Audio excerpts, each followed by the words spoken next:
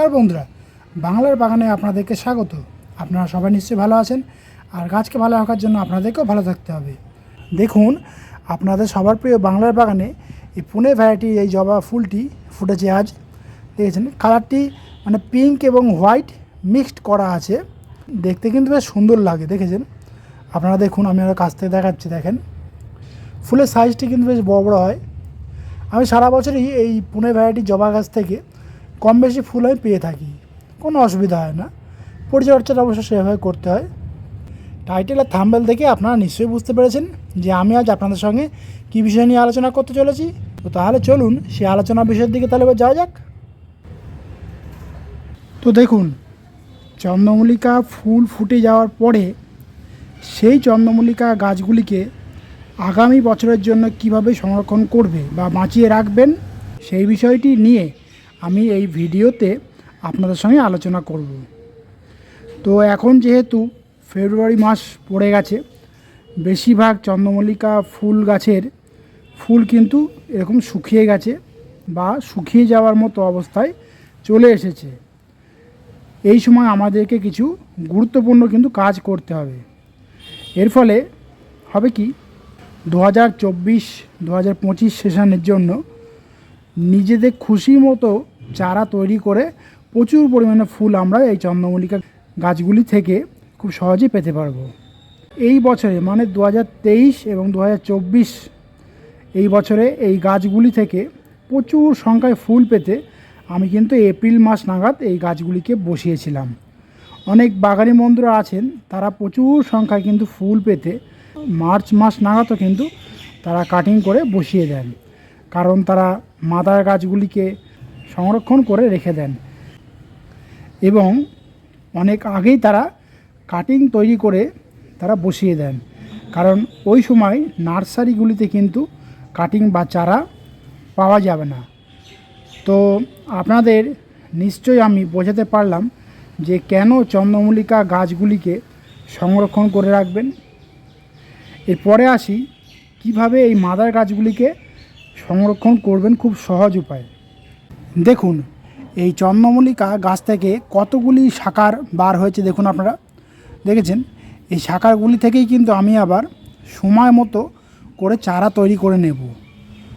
December বা জানুয়ারি মাস নাগাদ এই শাখাগুলি কিন্তু চন্দ্রমল্লিকা গাছের যে মেন গোড়া আছে সেই গাছের গোড়া থেকে বের হতে কিন্তু শুরু করে দেয়। তবে সব চন্দ্রমল্লিকা গাছগুলিতে কিন্তু একই সঙ্গে শাখা আসবে তার কোনো নিশ্চয়তা কিন্তু নেই, কারণ এক একটি গাছের বৃদ্ধি এক এক রকমের হয়। তবে এর জন্য চিন্তার কোনো কারণ নেই, কারণ মার্চ বা এপ্রিল মাসের মধ্যে সমস্ত চন্দ্রমল্লিকা গাছগুলিতে শাখা চলে আসবে। আপনারা দেখতেই পাচ্ছেন, চন্দ্রমল্লিকার মেন যে গাছটি, সেই গাছটিকে মাটি থেকে 5 থেকে 6 আঙুল রেখে কেটে দেবো বা প্রুন করে দেব। এর জন্য করব কি, প্রথমেই এই কাটারটিকে আমি স্যানিটাইজার করে নিয়েছি। এরপরে প্রথম যে কাজটি আমাদেরকে করতে হবে সেটি হলো, এই গাছটি যে টবে বসানো আছে সেই টবের কিন্তু চারিদিকে 4টি লাঠি কিন্তু আমি পুঁতে দিয়েছিলাম, সেইগুলো কিন্তু এবার তুলে দিতে হবে এবং রিংটি পরানো আছে সেই রিংটিকেও কিন্তু আমি খুলে দেব। তো আপনারা দেখুন, আমি এরকমভাবে টেনে আমি তুলে দিচ্ছি চারিদিক থেকে। দেখেন, এর একটি লাঠি পোতা আছে, এইভাবে টেনে টেনে আমি তুলে দেব, কারণ লাঠি আর রাখার দরকার নেই। ফুল যেহেতু হয়ে গেছে গাছটি থেকে, যে ফুল ফোটার তো অবস্থায় গাছটির উপর যে ভার হয়েছিল, একটা ভার মতো হয়েছিল, সেই ভারটি কমে গেছে। তো আমাদের এবার দরকার এই রিংটি সহ এই লাঠিগুলিকে এরকম তুলে দিতে হবে। দেখেন, আপনারা নিশ্চয়ই দেখতে পাচ্ছেন চারিদিককার 4টে লাঠি আমি তুলে দিয়েছি এই রিং সহ। এবার এই রিং সহ এই 4টে লাঠিগুলিকে আমি পুরো সম্পূর্ণ গাছ থেকে বের করে নেব।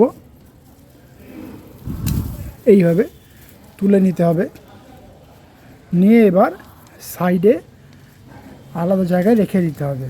এরপরে আমাদের যে কাজটি করতে হবে সেটি হলো, এই গাছটিকে এরকম আপনারা দেখতে পাচ্ছেন যে সমস্ত ডালপালা বা শাখা পোশাকাগুলি বেরিয়েছে। সেই ডালপালাগুলিকে একটা মাপ অনুযায়ী কেটে দিতে হবে। তো কেমন মাপ অনুযায়ী কাটবেন আপনারা দেখুন, গাছের গোড়া আপনারা নিশ্চয়ই দেখতে পাচ্ছেন। এই গাছের গোড়া থেকে অন্তত মিনিমাম 4 থেকে 5 আঙুল রেখে আমি কেটে দেব। দেখেন আমি কীভাবে কাটছি, এইভাবে কাটার দিয়ে কেটে দেব। দেখেছেন, এইভাবে কেটে দিতে হবে। 4 থেকে 5 আঙুল মতো রেখে দিয়ে কেটে দেবো আমি। আপনারা দেখুন আমি কেটে এই গাছগুলিকে মানে একটু হালকা করে দিতে হবে, কারণ গাছ এতদিন ফুল দিয়েছে, ওর উপর দিয়ে একটা বেশ মানে ভালোই প্রেশার গেছে। এবার যেহেতু ফুল শুকিয়ে গেছে, গাছটিকে একটু ফ্রি করে দিতে হবে আর কি, মানে ভারমুক্ত করে দিতে হবে। তাহলে গাছটি কিছুদিন রেস্ট পাবে এবং রেস্ট পাওয়ার ফলে গাছটি বুঝতে পারবে যে ও ফুল দেওয়ার দায়িত্ব এখন আর নেই। তখন কিন্তু ও শাখার কিন্তু বের করতে থাকবে এবং সেই শাখার থেকেই কিন্তু আমরা মানে কাটিং তৈরি করব। দেখুন আমি যেভাবে ঘুরিয়ে ঘুরিয়ে কাটছি, আপনারাও কিন্তু ওইভাবে ঘুরিয়ে ঘুরিয়ে কিন্তু কাটবেন। দেখেন এইভাবে কেটে দেবেন। দেখেছেন, এইভাবে গাছটিকে পুরো বোঝামুক্ত আর কি করে দিতে হবে।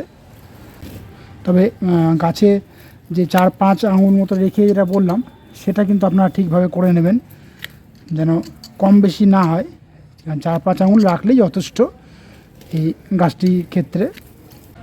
এবার করতে হবে কি, আমাদেরকে এই গাছের যেসব পুরনো শুকনো পাতা রয়েছে, সেই পুরনো শুকনো পাতাগুলিকে আমাদেরকে এরকম একটু কেটে কেটে দিতে হবে বা ছিঁড়ে দিতে পারেন, অসুবিধা নেই। তাহলে গাছটি একটু সুরক্ষিত থাকবে। কারণ এই চন্দ্রমল্লিকা গাছ কিন্তু খুব প্রেশারে ছিল এই 2 মাস আর কি। তো ওকে একটু ফ্রি করে দিতে হবে যাতে গাছটি আবার কিছুদিন বিশ্রামে থাকতে পারে। এরকম শুকনো শুকনো পাতা সব আপনারা কেটে দেবেন। তো আপনারা দেখুন, গাছে যত শুকনো পাতা ছিল আমি কেটে দিয়েছি। আর দেখুন এই চন্দ্রমল্লিকা গাছটি কিন্তু আমি প্রুনিংও করে দিয়েছি। মাটি থেকে এরকম হাইটে রেখে আপনারা কেটে দেবেন। টবের মাটিতে যদি কোনো আগাছা থাকে তাহলেও কিন্তু আপনারা তুলে দিতে পারেন, কোনো অসুবিধা নেই। দেখেন, এরপরে যে প্রধান কাজটি আমাদের করতে হবে, সেই প্রধান কাজটি হলো এরকম গাঢ় করে ফাঙ্গিসাইড কিন্তু আমাদেরকে গুলে নিতে হবে এবং ওই যে কেটে দেওয়ার যে অংশগুলি আছে, ওই অংশগুলিতে এরকম ফাঙ্গিসাইড পুরো লাগিয়ে দিতে হবে যাতে গাছে কোনো ফাঙ্গাসে অ্যাটাক সহজে না হয় বা ডাইব্যাকও না হয়ে যায়। আপনারা চাইলে 1 লিটার জলে 2 গ্রাম মতো ফাঙ্গিসাইড গুলে স্প্রেও করতে পারেন। দেখেন আমি আমার এই চন্দ্রমল্লিকা গাছটিতে যত ডালপালা ছিল, সমস্ত ডালপালাগুলিতে কিন্তু আমি মানে ডালপালাগুলি যে কেটেছি, কাটা অংশে কিন্তু আমি এই ফাঙ্গিসাইড লাগিয়ে দিয়েছি। এর ফলে গাছটি সুরক্ষিত থাকবে।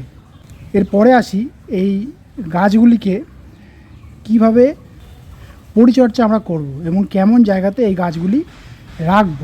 প্রথমেই বলি, গাছগুলিকে এমতো অবস্থায় আমরা কিন্তু সেমি শেড জায়গাতে রাখব, যেখানে মোটামুটি 3 থেকে 4 ঘন্টা রোদ্দুর পায়, এরকম জায়গায় রাখতে হবে।